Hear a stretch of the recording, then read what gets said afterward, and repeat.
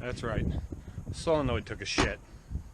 So the plan for today was, see these? Upper and lower, inner and outer, whatever you want to call them. Those are engine oil cooler lines for this, because it's been leaking for quite a while, and I finally got around to where I was going to do them. But I get back here today because I heard like a winding noise going down the road coming home from the gym, and I thought the drive shaft was low on grease, which it was low at the connection right there. No big deal. That really shouldn't have been the issue. So now I'm about to check the fluid in the rear end and make sure it's not low. But anyway, so that solenoid burnout on that pump's 3 years old, 4 years old? No, 3 years old. But that solenoid took a shit. So I have to go get a new one, which means I gotta dump the plow off the plow truck and take that, because I can't drive this with it going down the road like that. But for now, let's see what this fluid looks like. Put you down here where you're not gonna fall. You might fall right there. I don't know.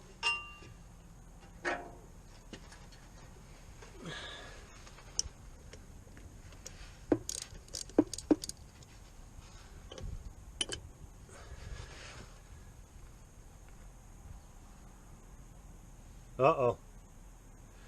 Fluid is supposed, you fill it up to the top of this hole, and then as it runs out you put the plug in. That's how you know when it's full.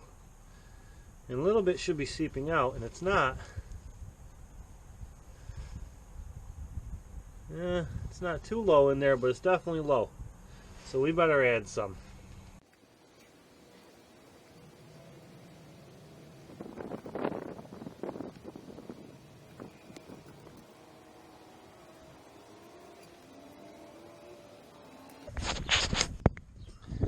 Well, you see it ain't coming out yet.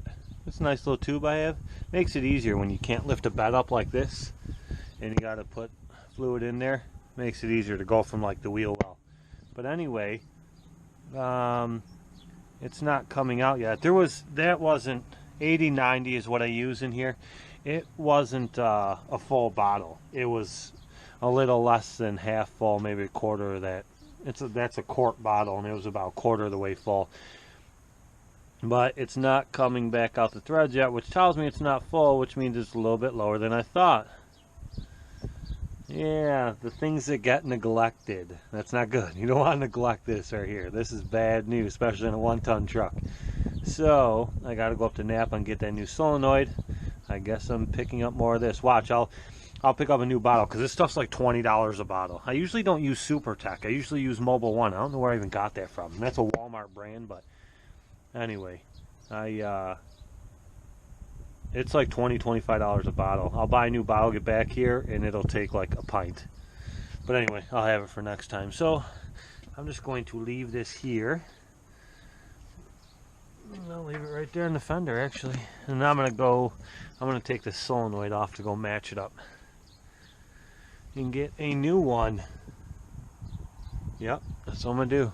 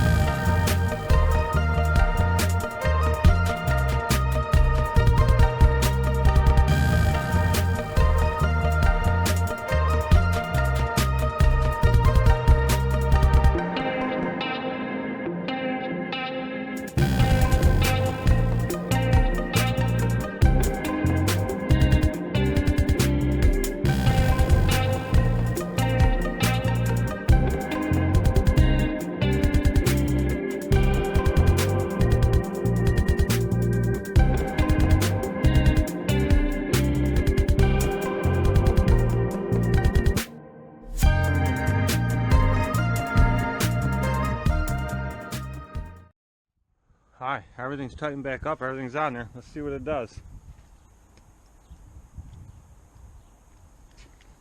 Uh-oh. I'm hitting the button.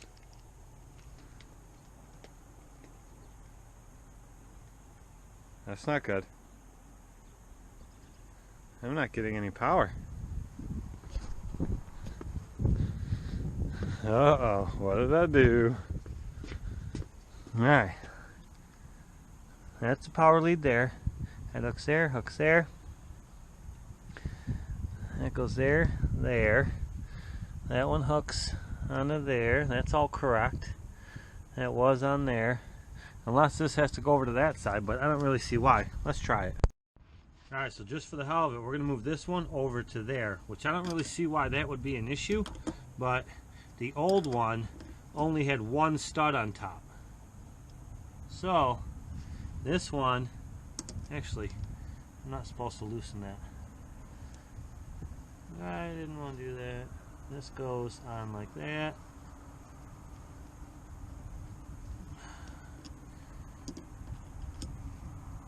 Me over here breaking stuff already, huh?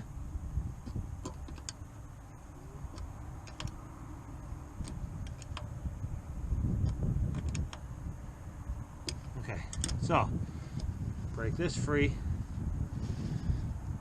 We'll put this over onto this one. I don't really see why that would make a difference, but I'm not an electrician by any means, so that's the only place I can see an issue. So let's try that. Okay, here we go. Nope, I have no power. No power. In the truck, I never have the truck on when I do that. I don't see how that would make a difference at all, but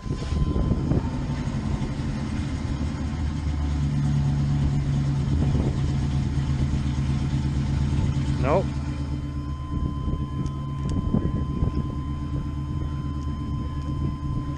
Huh.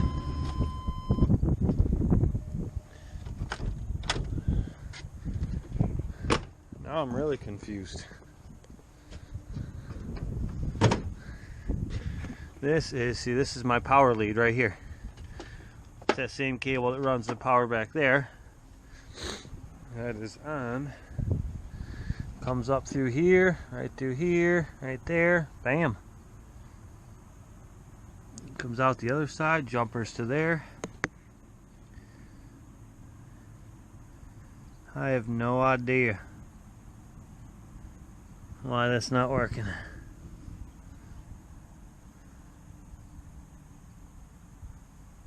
Unless this one's backwards and I'd have to put this over to there and bring this one over to that side, but I don't see how that would make a difference. Ain't this just about a kick in the nuts? Well, I'll show you what I did. There's a screw right there on the side, which I'm guessing is to ground this whole unit, which I've never done. Not even, I mean, this thing's been on here, what, 3 years since I bought this. I've never grounded it through there. The pump itself has been grounded through here, through these two bolts that are bolted right to the frame. So I never worried about that, and I never had an issue. So I don't know, but what I did is I hooked a wire into there and tried grounding it to the body. I ground off a smooth spot over there actually, and tried doing it that way. Still nothing. I got full power right here, which is coming from the battery. And then when I put the test light on it, and I hit the button on the remote, I'll get this to light up. I tried moving this wire over to this one, same thing, it lights up but doesn't do anything else. I put it on this side and the test light does not light up. When I press the button, it doesn't light up. When I don't have the button on, it doesn't light up, nothing. So I'm not getting it coming out this side. My buddy Ryan, it's in my fall videos, he's an electrician and he's actually working like 2 minutes away from my house right now on a job in someone's house. And I text him and he said, my guess would be you have a bad ground somewhere. So that's when I tried running that ground wire, all that stuff, and Still nothing. So he's going to, when he gets done with that job today, he's going to swing over here and take a look at it and figure out what the hell's wrong with it, because now I'm just irritated because this thing won't go down. I'm not an electrician. I can usually wire enough to get me by. I can wire in car stereos. I can do basic electronics on cars, but why this is not working is beyond me. So he'll hook me up on that. He'll figure it out. He'll know right away. He'll put a meter on it or something out. He does whatever he does, and he'll know right away, and bam, it'll be fixed.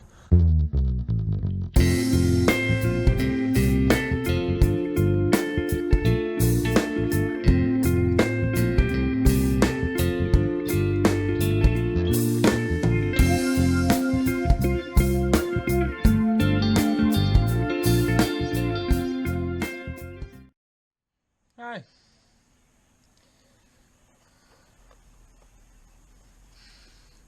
Look how easy Walker makes this. There's the drain plug for the oil. And here's the oil filter. Problem is, a bunch of that oil goes right down in there. So you gotta clean it out when you do the filter, but it's super simple to drain this. This is a Kohler filter because when I got this, mower, the dealer gave me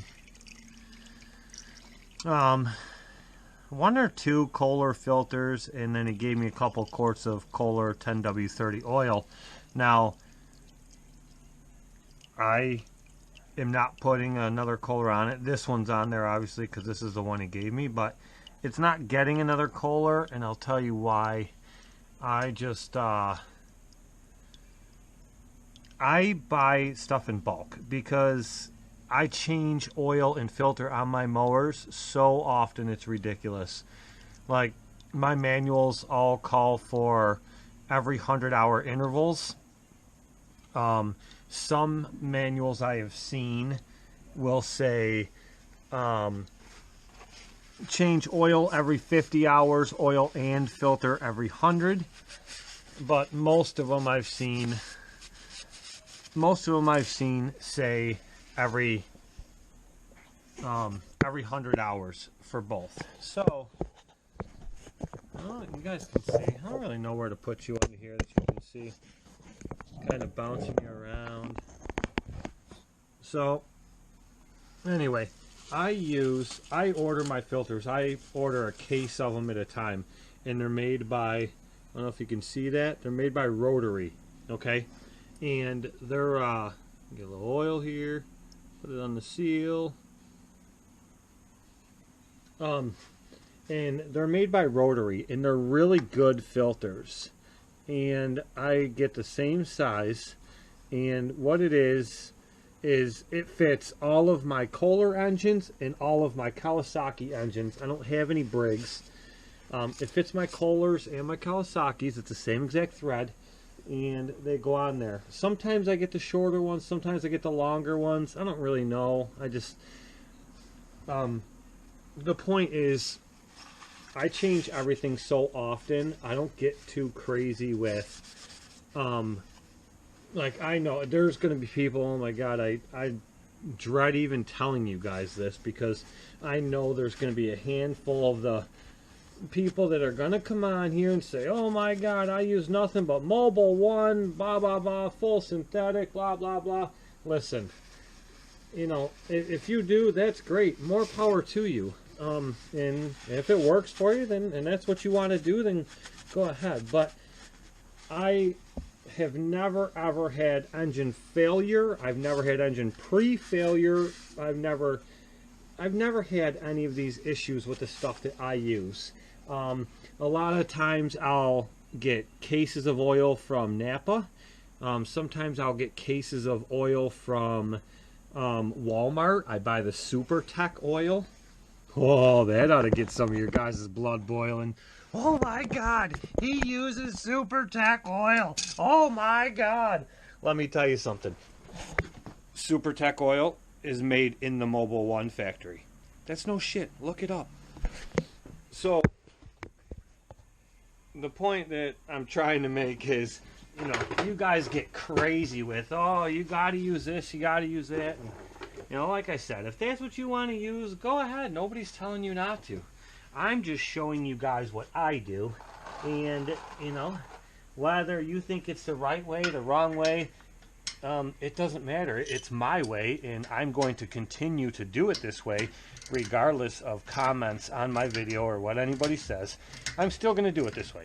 And that's just not going to change, and that's just the way it is, okay? So, anyway, this is how I do it. This is what I do. And, you know, like I said, I change oil so often. Like, it really doesn't need to be done every 50 hours. Sorry. It really doesn't need to be done every 50 hours. But I do it every 50 hours because, you know, the oil is cheap. Like I said, I use the cheaper oil. And, like, I'll show you. This oil here, okay, this oil is $14.95 for a case of it at Sam's Club. 12 bottles, case of it, $14.95. I use it all the time. I've never had an issue. I don't get knocking, pinging noises. I don't get none of that crap in my engines, even when it's hot. Never had an issue, ever. You know, it is what it is. That's the other thing. Some people are probably looking at this right now thinking, oh my God, a Kohler engine and he's running 10W40? Yup, I am. Guess what? I run 1040 in all of my Kawasaki engines because a memo went out a year and a half ago, something like that, to all the dealerships. And the dealer where I bought my Scag Tiger Cat, he showed it to me. And it said, after years and years of testing, Kawasaki wants nothing but 1040 in their engines. It's really cold out, in the extreme cold temperatures. No, I would not run this 1040. And I don't. In the fall, I don't run 1040. But what I'm trying to get at is you can run this stuff and be perfectly fine. And I like to do it in the spring and summer because it is so much easier when I buy it by the case to run the same thing in all of my mowers. And the 1040 I run in my Kawasaki's, and I've asked my dealer where I bought. Okay, what I do when I'm doing an oil change, 90% of all my engines with filter and oil, you put in one full quart and then you pour the second one in down till it gets to the 8-ounce mark, and then it's usually perfect. But I asked my Walker dealer where I got this Walker and where I got the new one, obviously. I asked him, you know, can I run 1040 in these Kohler engines? I wanted to know before I did it. And he said, yeah, definitely. He said, especially when it's hotter outside. And he said it's probably even better for it than 1030 when it's hot outside. So go ahead, by all means, run it. And he has numerous awards and certificates hanging on his wall from different training classes, programs, schools, everything he's been to for Walker. So I trust his opinion. So anyways, that's the deal. And that's why I do what I do. So, like I said, I change it every 50 hours, sometimes every 40, 45 hours. You know, if I know that, you know, it's coming up close to the 50-hour mark and I'm about to have a busy week and I won't have time, I'll change it early. I don't care. But, you know, I don't spend a ton of money on oil and filters, so it's cheap insurance to just switch it out. And 9 times out of 10, when I dump this oil, it's still damn near the same color as it was when I put in. It doesn't even have time to get black. So, and that's another thing. I'm sure people are going to comment and say, well, if you used Mobil 1 full synthetic, you can go twice as long without... Listen, I don't care. I don't know if you caught that part earlier in the video, so I'll say it again. I don't care. This is just how I do it, and, you know, I'm not saying it's right or it's wrong, and it could be completely wrong, but this is how I do it. Okay, so 2, 3, 5, 0. 2350. That's how many hours are on this machine right now. Technically it's 2354, but 2350. Okay? And usually, well, toward the end of the year, I'm going to write the hours and the date. Hours.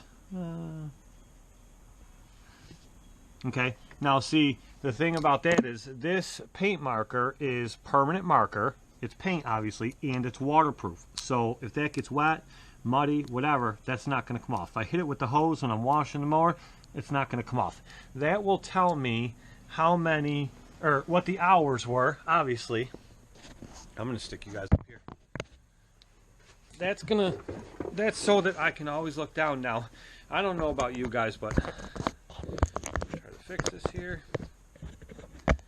I've been doing, in the years that I've been doing lawn care, I've tried making spreadsheets, I've written it out, I've done everything under the damn sun to keep track of maintenance records, and I never remember. Never. I'll lose the sheets, I leave them in the garage on the toolbox thinking, perfect. At one time I had a clipboard, and I put the sheets on the clipboard. Every mower had columns, all nice and fancy, and I hung it up right above the toolbox. I still lost it, or else I still, whatever, screwed it up, forget to write it on there when I do maintenance on equipment, especially in the summer. So what I do now is keep this paint marker with like the oil filter wrench. Okay, and the reason I do that is so that when I'm changing the oil, I won't forget to write that on there.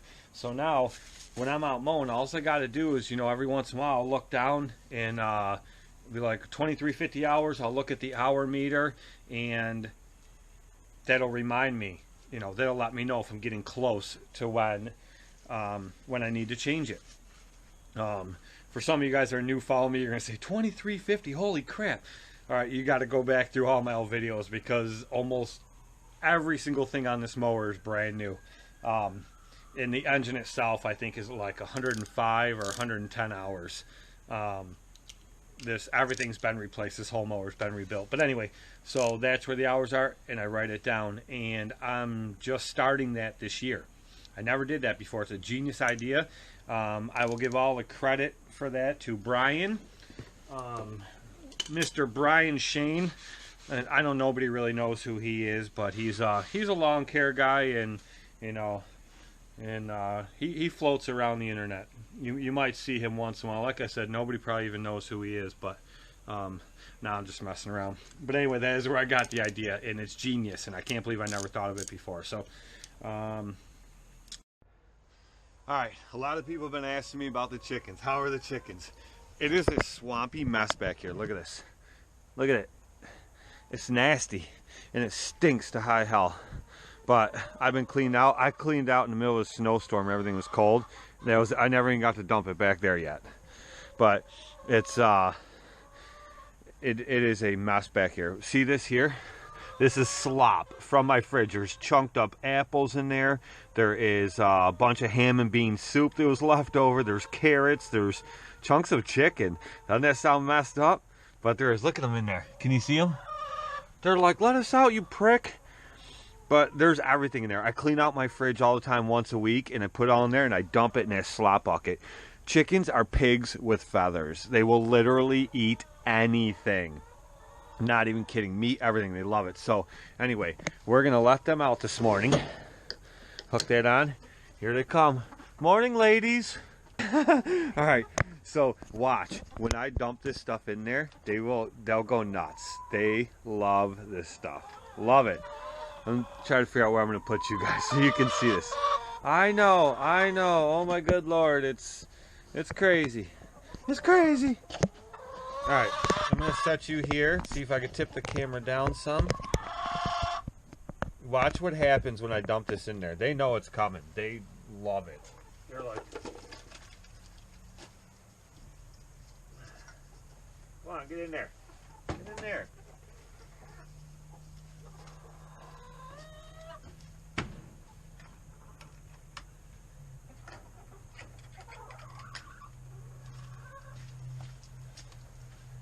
dumped it all in there. Look.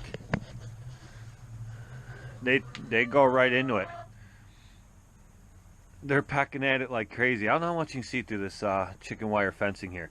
But look, it's like slop, like you would feed the pigs. It's so nasty. It smells nasty. It looks nasty, but they love it.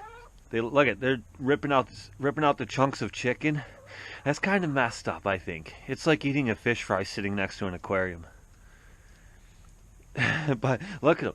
They tear apart. They love the meat. Love that stuff. But one thing you have to give them, and I should have thrown this in there first. Let's take a little walk over here. Whew, it's slippery. See, it's a mud fest.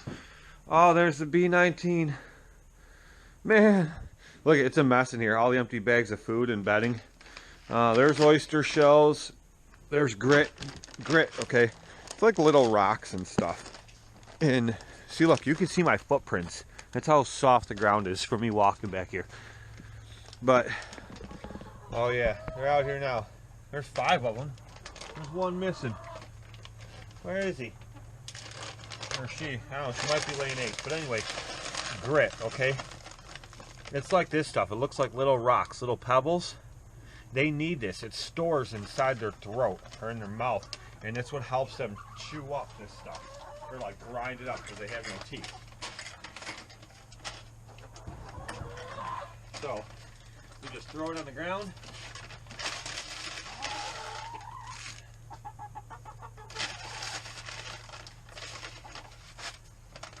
You throw it on the ground and they eat it. They'll pick at it as they need it.